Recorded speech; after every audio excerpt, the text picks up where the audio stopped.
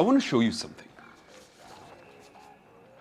I've lived in Islamabad for quite a while now, and pretty much everyone knows what this means. And on the face of it, it doesn't sound like much. Pindi Boy. Sounds pretty self-explanatory, right? It's someone from Pindi. But a lot of people think it's a slur, something that's offensive and disrespectful. Why is that? I want to know how this happened. I want to know why it's rude, and I want to know where it came from. So get the silencer off your CD70 and hop on. We're going to the Twin Cities.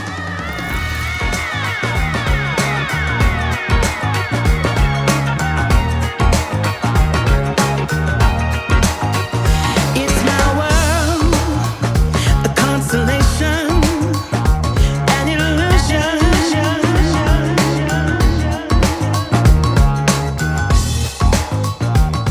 Let's look at the capital first. So the early 1960s brought Pakistan worldwide fame for one of the most ambitious urban reconstruction projects ever attempted. Islamabad, also called the dream of development. And it was the brainchild of this one guy, Doxiadis. Dr. Konstantinos Doxiadis. A listing of only a few of his important commissions would include the planning and development of the new capital for Pakistan, Islamabad, a city built from the ground up and created to serve a nation of 95 million people. Konstantinos Doxiadis was a Greek architect who was brought in to envision an ultra-modern, beautiful city, as glamorous as anything you'd find in Europe. He had an iron grid plan of the city with people housed in row after row of functional mass housing units. And unlike the old colonial and Mughal-era cities, the aim was to have a city where power wasn't in the center, but spread amongst the residents of cross-cutting housing sectors. And the idea of building a whole new city, which you can imagine is a really massive enterprise requiring lots of resources, also, sort of creating a huge disruption in the way things are run. So it's a massive undertaking on many different levels. Just keep that in mind. I'll talk about the power aspect later. For now, let's look at the other twin, Rawalpindi.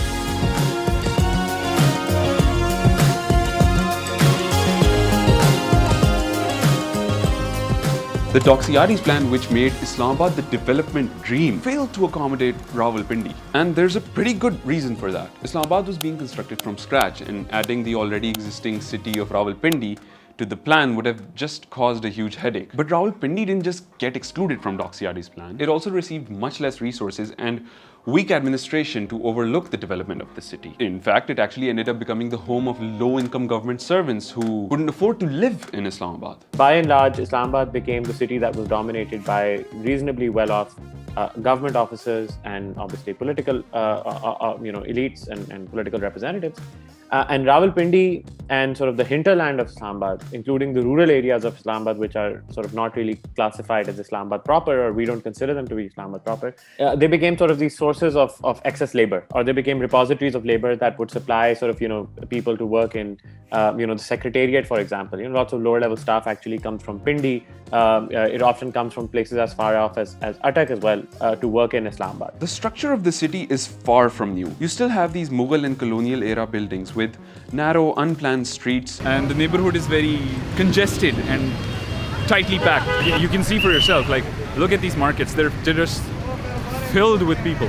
But that doesn't mean Rawalpindi doesn't have anything going for it. There are a lot of important commercial, administrative and industrial activities happening in the older city, which means that Rawalpindi still serves as an important helping hand for the powerful capital. And Old Pindi, in its sort of colonial formation, for example, was not different than any sort of other colonial town that you would see in Punjab in that same way. So the identities of both cities kind of depend upon each other. Islamabad was envisioned to be everything which the other aged and unplanned cities of Pakistan weren't, whilst Rawalpindi was sort of left out of the development plans as a relic of the past. It's one of your classic sort of core periphery relationships in the way that it has evolved over time. It wasn't historically like that, right?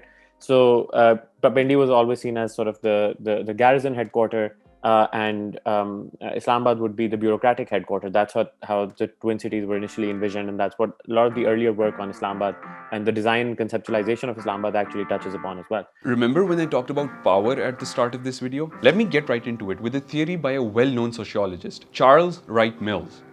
Mills developed a very interesting theory about the power elite of a society. According to him, 3 different groups control the decisions that society makes: the military, politicians, and businessmen. Where better to find this group in Pakistani society than in Islamabad, a city literally created to be superior and more modern to the other cities of Pakistan. And since the city is the capital of the country and home to the powerful elite of Pakistani society, it is no wonder that there exists this element of high culture.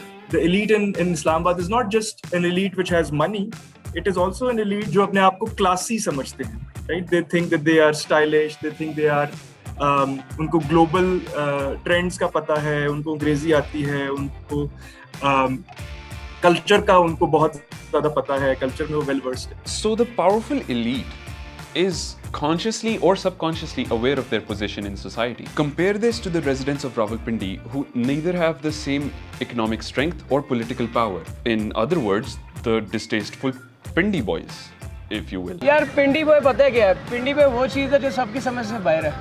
अच्छा. कह सकते हैं कि हर बंदे का ना मतलब जितने भी लोग बाकी भी शहरों के अपने अपने शौक होते होंगे, यहाँ पे जो मतलब कुछ भी करता है ना वो पिंडी बॉय है. उसका दिल करेगा उसने कुछ भी पहनना है, ठीक है, उसने लोगों को देखा देखी कुछ भी नहीं करना, उसका दिल करेगा उसने बाइक भगानी है बेशक रश हो, उसने ये नहीं देखना कि रश है या कुछ भी है, उसका दिल करेगा ना वो अच्छी जगह भी बैठेगा, उसका दिल करेगा वो थड़े पे भी बैठेगा.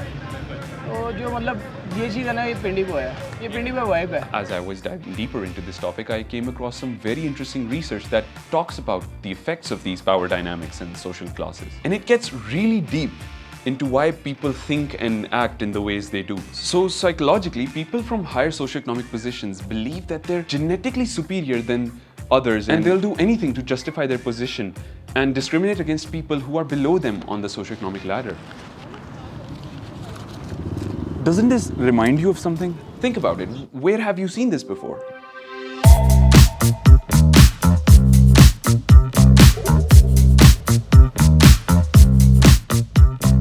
A few years ago, the Metro bus was launched, which provided a smooth and quick connection between Rawalpindi and Islamabad. Due to this route, Centaurus saw a massive surge of people from Pindi entering the mall and spending their days.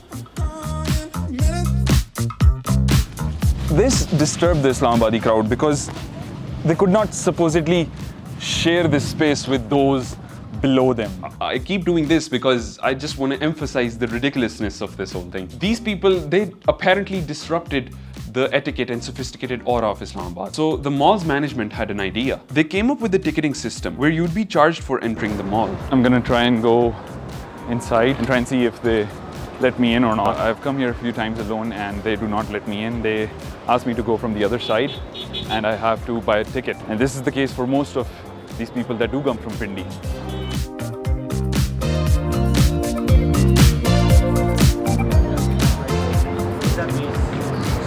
Ticket लेना पड़ेगा. Family के बगैर 300 रुपये का ticket है, 100 रुपये आप अंदर यूज़ कर सकते हैं. 100 रुपये सिर्फ अंदर यूज़. पहले तो 150 होता था. अभी तो 100 रुपये का. तो इसकी वजह क्या है? Without family. मतलब फैमिली के साथ फ्री होते हैं, सिंगल बंदे के लिए टिकट लगा हुआ है बस. नहीं वो तो मैं समझ गया हूँ. आप आ जाए आप लोग वो वैसे ही टिकट देना पड़ रहा है मुझे. But if you belong to a certain group or if you were of a certain age, they'd let you in for free. चलो कोई नहीं, क्या कहते हैं, बंदा क्या कर सकता है. What's insidious is that it's pretty clear who was targeted with this system. Young boys from working class backgrounds who didn't have the money or credentials to be considered sophisticated. In other words, Pindi Boys. अगर हम Centaurus जा रहे हैं तो ज़ाहिर बात है हम लोगों से फैमिली बकायदा उन लोगों ने बच्चे ये लोग डिस्टर्ब होंगे. उन लोगों ने बकायदा हफ्ता इतवार पाबंदी लगा दी हुई थी कुछ टाइम पहले. कि अभी भी मेरा ख्याल शायद है पाबंदी लगाई हुई थी कि फैमिली के बगैर कोई आएगा ही नहीं अंदर.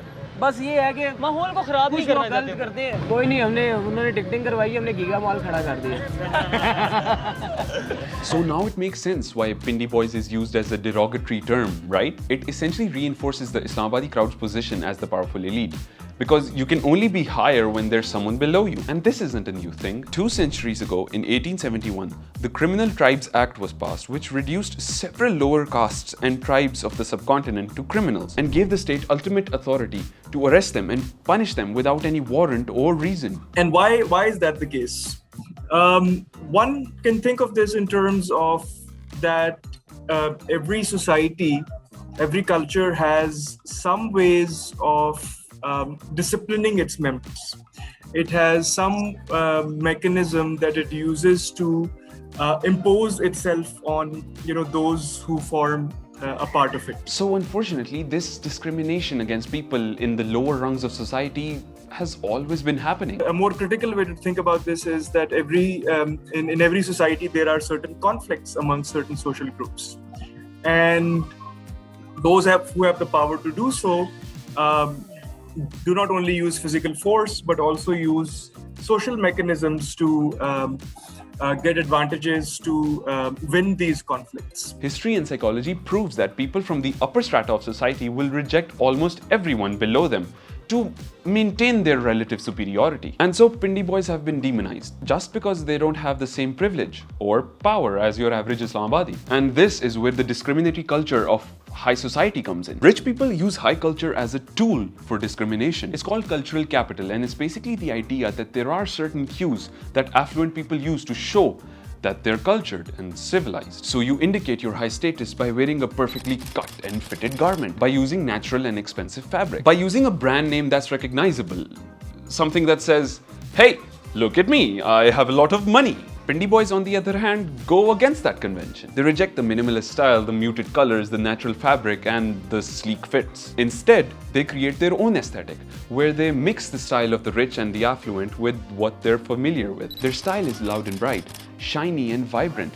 It's expressive and reflects individuality. यार दूसरों के जहाँ तक मैंने सोशल मीडिया में देखा ना, वो उन्होंने पेंडू से पिंडी बॉय निकाला था, जहाँ तक मेरी नॉलेज में है। तो शायद वो लोग इस वजह से कहते हैं कि यार ये कुछ भी ड्रेसिंग करते हैं तो इनके निराले शौक है, इनकी लैंग्वेज कुछ ऐसी है, तो बस इस वजह से शायद वो दूसरों के तो यही ख्याल आता है कि यार हम लोगों ने इस वजह से बनाया था, लेकिन इनको क्या पता था इन लोगों ने अपनी तरह से शायद मस्ती मजाक शुरू किया और वो वायरल हो जाएगा काम।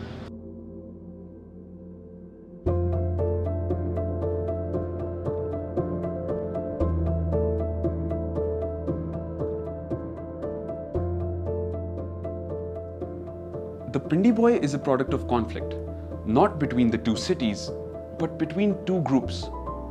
Those who decide and those who are decided upon. Those who govern and those who are governed. It's an identity that's polarizing and looked down upon. But to the Pindi boys, it's a sign of freedom, creativity, and individuality. अच्छा जो भी हम लोग को देख रहे हैं दूसरे शहरों से, अगर हम लोग को कोई देख रहा है तो यार आई लव यू है दिल से, सबके लिए दिल से लव यू है, क्योंकि यार बहुत सारे लोग हम लोग को मोहब्बत देते हैं। शहरों को लड़वाओ, ना शहरों को लड़वाओ, पिंडी बॉयज है क्योंकि लाहौर के अंदर। Thank you so much for watching this episode. There are so many stories around us and I plan on exploring them, uncovering them and sharing them with you in the future on this show. If there are stories that you'd like for me to uncover, please do let me know down in the comments and I'll be sure to look into them. Thank you.